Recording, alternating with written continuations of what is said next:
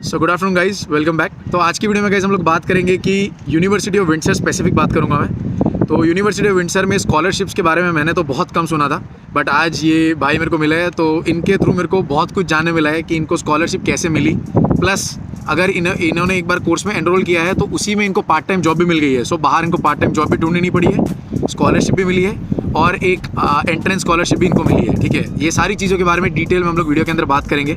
सो अगर आप लोग इंटरेस्टेड हो या प्लान है आपका यूनिवर्सिटी ऑफ विंडसर में आने का, सो ये वीडियो पूरी देखना, बिकॉज ये जो चीज़ें इन्फॉर्मेशन अभी आई है मेरे पास, ये मुझे खुद ही नहीं पता थी। थोड़ी देर पहले मुझे ही पता लगा है। सो सोचा मैं आप लोगों को ये इन्फॉर्मेशन शेयर कर देता हूँ। जो भी लोग आ रहे हैं, आने वाले प्लान में हैं, उनको काफ़ी फ़ायदा रहेगा। ठीक है, बिकॉज इनका टोटल पढ़ाई फंडेड है, सब कुछ फंडेड है। सो अब ज़्यादा देर नहीं करते, इस वीडियो शुरू करते हैं। शुरू करने से पहले अगर आप लोगों ने मेरे चैनल को सब्सक्राइब नहीं किया, वीडियोस लाइक नहीं करते हो, शेयर नहीं करते हो, कमेंट नहीं करते हो, तो कर दिया करो। अच्छा लग रहा है, अच्छी स्पीड से ग्रो कर रहे हैं। अब ज़्यादा देर नहीं करते, वीडियो शुरू करते हैं। सो वीडियो शुरू करने से पहले गाइज पहले ये अपने आप को इंट्रोड्यूस करेंगे एंड देन हम लोग इनसे क्वेश्चंस पूछेंगे कि कैसे इनको पता लगा, कैसे इन्होंने अप्लाई किया और सारी चीज़ें कैसे हुई। तो सबसे पहले तो आप अपने आप को इंट्रोड्यूस करो। मेरा नाम सिद्धार्थ है और मैंने लुधियाना जीएनई कॉलेज से अपना बीटेक इन सिविल इंजीनियरिंग किया है। बीटेक करने के बाद मैंने 1 साल जॉब करी और I was looking for opportunity in masters in Canada. तो जब मैं कनाडा में मास्टर्स के लिए कुछ सोच रहा था तो मुझे पता चला कि मास्टर ऑफ अप्लाइड साइंस और मास्टर ऑफ इंजीनियरिंग दोनों तरह के कोर्स अवेलेबल हैं। मैंने मास्टर ऑफ अप्लाइड साइंस को ऑप्ट किया क्योंकि ये वाला जो कोर्स है ये पूरी फुली फंडेड है और इसके अलावा कुछ अलग से स्कॉलरशिप्स भी मिलती हैं इस कोर्स में। तो सारे स्कॉलरशिप्स के बारे में अभी आपको बताएंगे कि एक स्कॉलरशिप तो इनको मिला है कि कोर्स पूरा फंडेड है, दूसरा इनको पार्ट टाइम जॉब भी मिला है जैसे मैंने आप लोग को बताया, और तीसरा है कि जैसे आप एंटर होते हो कोर्स के अंदर तो आप लोग को एक स्कॉलरशिप मिलती है। ठीक है, वो स्कॉलरशिप के बारे में भी ये बात करेंगे। सो सबसे पहले तो हम लोग इनको ये पूछेंगे कि इनको ये सब चीज़ों के बारे में पता कैसे लगा। ठीक है, बिकॉज ज़्यादातर लोगों को ये पता ही नहीं होता है कि इन्फॉर्मेशन पूछे किसे। तो लाइक आपको ये कैसे पता लगा कि मैं इस बंदे को पूछूँ तो इसको पता होगा, ये कैसे आपको आइडिया लगा और आपने किससे पूछा? मेरे केस में मेरे कॉलेज में कॉन्फ्रेंस हुआ था। जो मेरा एक सीनियर है वो यूएस में मास्टर्स ऑफ अप्लाइड साइंस कर रहा था। उससे बात करने पे मुझे पता चला कि मास्टर ऑफ अप्लाइड साइंस करके जो कोर्स होते हैं वो फुली फंडेड रहते हैं। So that is how I got to know कि ये चीज़ भी कर सकते हैं। ओके, तो आपने उनसे पूछा एंड देन उन्होंने आपको बताया कि मैंने इस तरीके से अप्लाई किया था मेरी यूनिवर्सिटी में, और फिर आपने यूनिवर्सिटी ऑफ विंडसर में कैसे अप्लाई किया? लाइक वो कैसे आपने इन्फॉर्मेशन कहाँ से निकाली? अगर आपको इस तरह के मास्टर ऑफ अप्लाइड साइंस जैसे कोर्स में एनरोल होना होता है तो you have to approach the supervisor. Supervisor क्या रहते हैं कि जो कॉलेज के प्रोफेसर्स होते हैं वही आपके इस केस में सुपरवाइजर रहते हैं और उसके बिना आपको मतलब एडमिशन नहीं मिलेगा। ओके, तो सुपरवाइजर के बारे में आपको कैसे पता लगा? लाइक वेबसाइट पे होता है इनके सुपरवाइजर्स के बारे में, या कैसे आपने अप्रोच किया सुपरवाइजर को? कनाडा में हर सुपरवाइजर की एक अपनी अलग से वेबसाइट रहती है और they usually post vacancies over there. उनकी वैकेंसी पे लिखा रहता है कि अगर उनको स्टूडेंट्स की ज़रूरत है या नहीं है। मतलब मेरे केस में मैंने ऑलमोस्ट 20 to 25 यूनिवर्सिटीज़ में एक्सप्लोर किया। जो मेरी फील्ड के सिविल इंजीनियरिंग फील्ड के जो सुपरवाइज़र थे, मैंने उनको अलग से मेल डाला एक पर्टिकुलर फॉर्मेट में। तो उसके बाद में some of them pick me up and taken my interview. तो मैं एक काम करता हूँ गाइज, इन्होंने जो मेल डाला था ना उसका स्क्रीनशॉट आप लोग को स्क्रीन पे देखने मिलेगा। तो इन्होंने किस तरीके से अप्रोच किया था वो भी आप लोग को एक आइडिया लग जाएगा। ठीक है, तो इनकेस अगर आप बीटेक कोई कोर्स में कर रहे हो और फिर यहाँ पे आके आप लोगों को रिसर्च साइट जाना है आपके कोर्स के अंदर ही, तो मेल किस तरीके से लिखते हैं, अप्रोच कैसे करते हैं, वो आप लोग को यूज़फुल रहेगा। तो मेक श्योर कि आप लोग एक बार पढ़ लो और सेम टू सेम कॉपी मत करना, एक बार आइडिया ले लो, रेफरेंस ले लो और फिर अपने हिसाब से आप लिख सकते हो। ठीक है, उसमें क्या क्या चीज़ें अटैच करनी देती है, सारी चीज़ें इनके मेल में है, तो वो एक बार चेक कर लेना आप। उसके बाद आपने मेल लिखा वो लोग को, तो उनका रिस्पांस टाइम क्या था? उन्होंने कितने टाइम के बाद आपको रिस्पांस दिया और आपने वेट किया, फिर आपने कुछ और सोचा बीच में, ऐसा कुछ था? हाँ बिल्कुल, इसके लिए टाइमिंग बहुत इंपॉर्टेंट रहती है। जैसे अगर मैं फॉल के लिए इनरोल होना चाहता हूँ तो I have to start mailing from them March. मतलब करीब 6 महीने पहले ही आपको अप्रोच करना स्टार्ट कर देना चाहिए, क्योंकि तब सुपरवाइजर भी स्टूडेंट्स को ढूंढ रहे होते हैं, तो they are ready to hire you.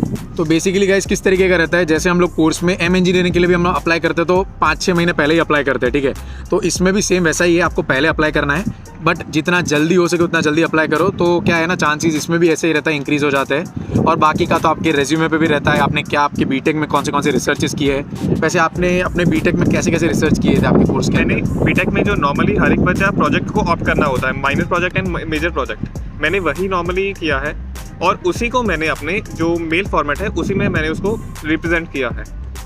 Okay, तो गाइज आपको ऐसा कुछ अलग से कुछ करने की ज़रूरत नहीं है। इन्होंने जैसे आपको बताया कि बीटेक में 2 प्रोजेक्ट्स होते हैं तो हम सब करते हैं, तो उसी को इन्होंने अलग तरीके से प्रेजेंट किया है और उसके बाद इनको यहाँ पे रिसर्च में जाना था और वहाँ पे इन्होंने सेलेक्ट हो गए। तो आपको आइडिया लग रहा है कि अगर आप लोगों ने कुछ ऐसा अलग कुछ नहीं किया है यूनिवर्सिटी के अंदर, तो भी आप लोग एक तरीके का ईमेल बना के यहाँ पे यूनिवर्सिटी में सेंड कर सकते हो।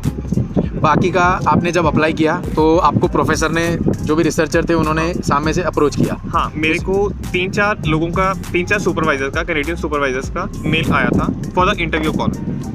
इन द सेम यूनिवर्सिटी? हाँ, no, not in the university of Windsor. Okay. उसके अलावा भी कनाडा में जो और भी यूनिवर्सिटीज़ थी वहाँ से भी इसका कॉल आया था, but I opted for university of Windsor क्योंकि यहाँ पे मुझे रिसर्च से जो स्कॉलरशिप थी वो ज़्यादा मिल रही थी as compare to other universities.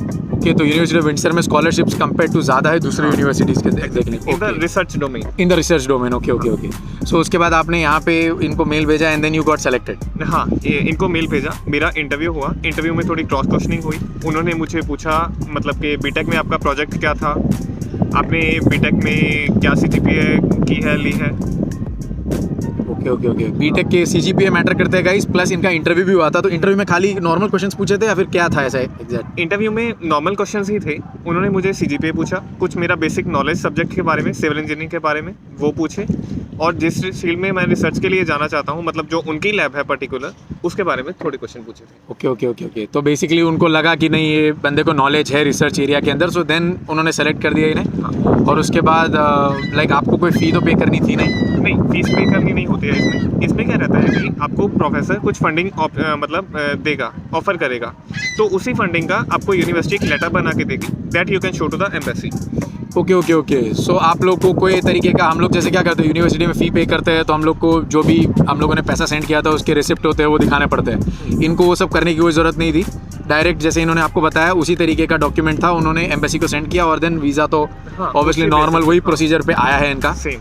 सो उसके बाद यहाँ पे आने के बाद हम अभी पार्ट टाइम जॉब के बारे में बात करेंगे। जैसे आप लोग को आइडिया लग गया कि इन्होंने क्या क्या करके अप्लाई किया, ये कोर्स में कैसे आए, और पार्ट टाइम जॉब के बाद गाइस एक बहुत इंपॉर्टेंट बात है जो इनको और एक स्कॉलरशिप मिली है कोर्स के अलग से है, तो वो अलग बात करेंगे। बट पहले पार्ट टाइम जॉब के बारे में बात करते हैं, बिकॉज मैं अपने वीडियोस में हमेशा पार्ट टाइम जॉब करते रहता हूँ। तो आप लोग को पार्ट टाइम जॉब अप्लाई करने की भी ज़रूरत नहीं है अगर आप लोग ये वाले कोर्स में या रिसर्च प्रोग्राम के अंदर आते हो।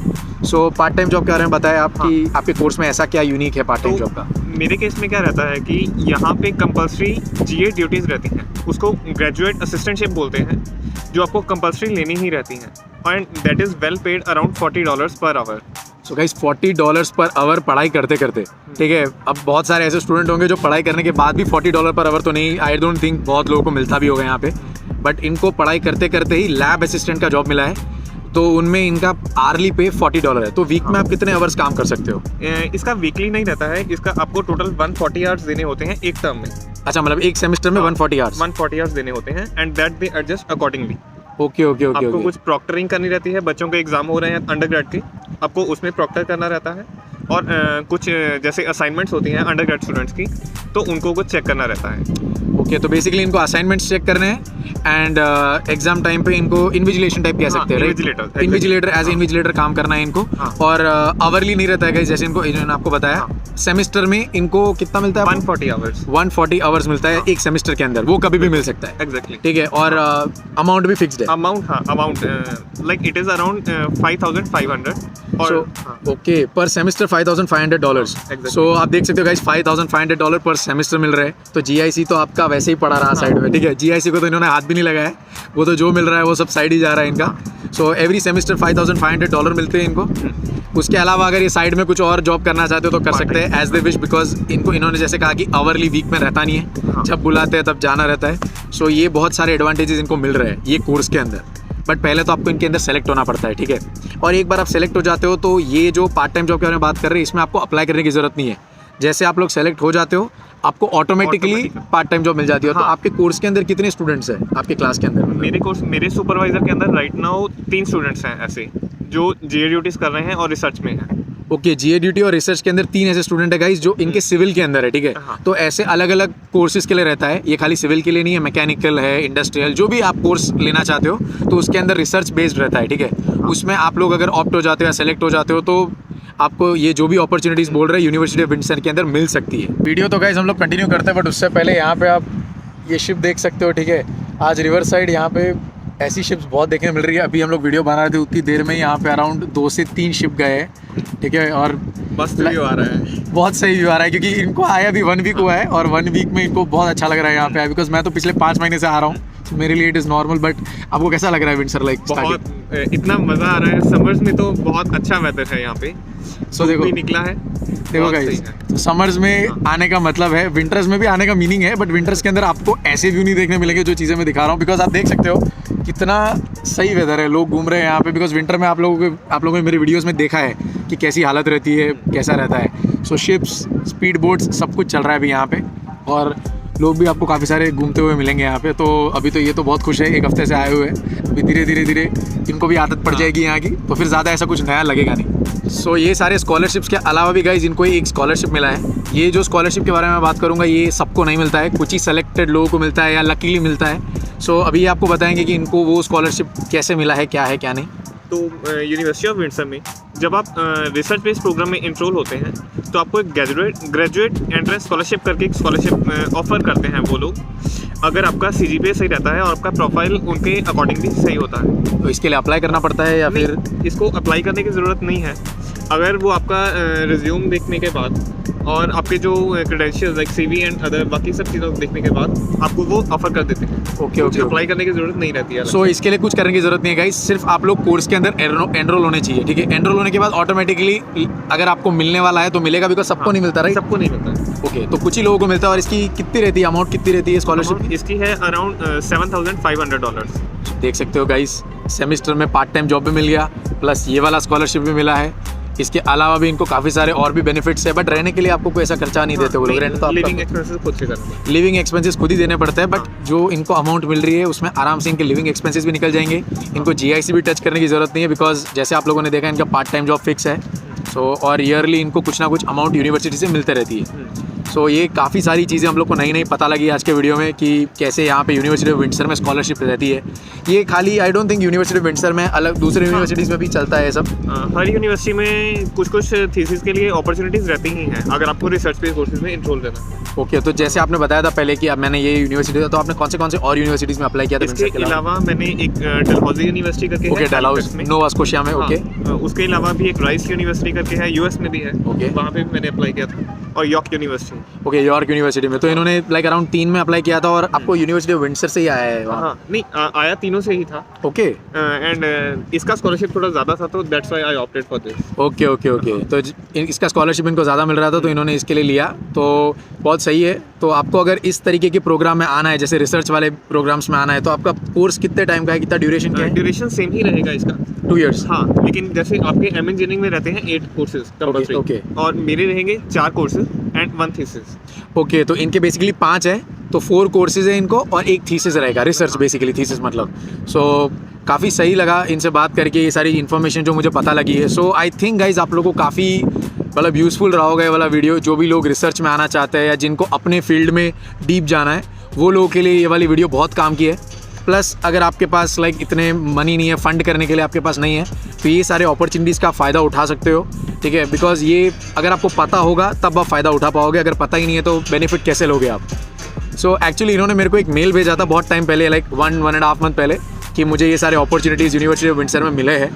सो उसके बाद मैंने बोला कि नहीं यार, एक वीडियो बनाते, बिकॉज ये सब चीज़ों के बारे में मुझे भी नहीं पता था। तो मैंने बोला कि एक बार बात कर लेते हैं, एंड आज मैंने बहुत कुछ इनसे सीखा है और आई थिंक आप लोगों को भी काफ़ी इन्फॉर्मेशन इनके थ्रू मिली होगी। सो मैं क्या करता हूँ, इनका स्क्रीनशॉट जो मेल था वो मैंने आप लोग को दे दिया, तो आप वो मेल के थ्रू आइडिया लगा सकते हो कैसे क्या चीज़ें होती है। बाकी अगर आपको कोई भी क्वेश्चंस रहते हैं तो इनका इंस्टाग्राम भी मैं दे दूँगा, ठीक है। तो वहाँ पे आप इनको जाके पूछ सकते हो जो भी चीज़ें आप लोगों को पूछनी है, तो ये आपको इनके जो भी होगा उस टाइम के हिसाब से आपको आंसर कर देंगे। सो आज के वीडियो में गाइस यही था, कैसा लगा do let me know in the comment section. और अगर कोई भी आपको रिसर्च से रिलेटेड क्वेश्चंस पूछते हैं तो इनको पूछ सकते हो, उसके अलावा कोई और क्वेश्चन है तो मेरे कमेंट सेक्शन में तो आप कमेंट कर ही सकते हो। लास्ट में गाइस, अगर आप लोगों ने मेरे चैनल को सब्सक्राइब नहीं किया तो सब्सक्राइब कर लो। 1 लाख सब्सक्राइबर्स हम लोग जल्दी टच करने वाले हैं, तो फटाफट सब्सक्राइब करो। और इन्होंने भी सब्सक्राइब करा, भी इनको कराया है मैंने सब्सक्राइब, ठीक है। और ये शायद इन्होंने पहले से सब्सक्राइब आने से पहले से देखो इन्होंने पहले से किया, आप भी कर लो सब्सक्राइब। फिर आज की वीडियो यहीं पे एंड करते हैं, बिकॉज बहुत टाइम से हम लोग यहाँ पे बैठे, अराउंड 1-1.5 घंटे से बैठे, और उससे पहले से ये मेरा वेट कर रहे थे बिकॉज बहुत दूर से आए हैं ये। सो ये था वीडियो के अंदर। बाकी वीडियोस इन्फॉर्मेशन वाले आते रहेंगे मेरे चैनल के ऊपर। चैनल को लाइक करो, वीडियो शेयर करो। फिर हम लोग मिलते हैं अगली वीडियो में गाइस, तब तक के लिए बाय बाय।